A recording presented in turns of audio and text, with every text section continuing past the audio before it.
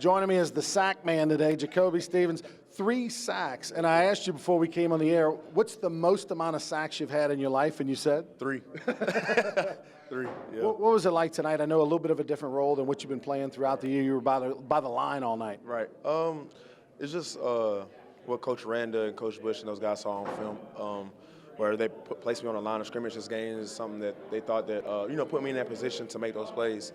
And, they made certain calls and they saw certain things. And when they dialed it up, I just did my job. When Grant comes back, it's got to be a conversation, right? Like, hey, look, I might have earned being by the ball. You go play back there, right? That's just a hard decision Coach Randa have to make. Grant and I are just putting pressure on, where he had to make the decision. But Coach Randa is one of the smartest guys in the business, and I'm pretty sure he's going to figure it out. Tough week for the defense, right? A lot of people were kind of questioning some things. You were critical last week of the defense, how y'all played, particularly in the second half at Ole Miss, and how did they respond, and what was this week like? We had a chip on our shoulders the whole week. We wanted to come out, regardless of who the opponent was, we focused on LSU's defense. And I think we showed that today.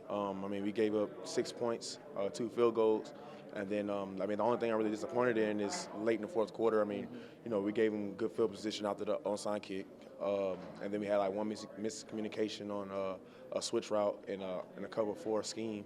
And but other than those 2 plays, really, we really stopped the Arkansas offense that was averaging a lot rushing the ball in every game they were in. Let me ask you, you got Texas A&M next week. How much is what happened last year talked about, the 70-plus points, the overtime, the handshake that wasn't after the game? Is that a real motivator? Yes. I would lie to you I said if it wasn't, but, we're going to be thinking about that, especially because we're on a losing end. And Texas A&M is our next opponent. And like Coach O said, we owe them just how they kind of performed at their place, the tactics that they did, the things that they did after the game. Trust me, that wasn't forgotten. I'm pretty sure the LSU fans, they didn't forget that either. Congratulations on a career night. Yes, sir. Thank you. All right, let's go back to the studio.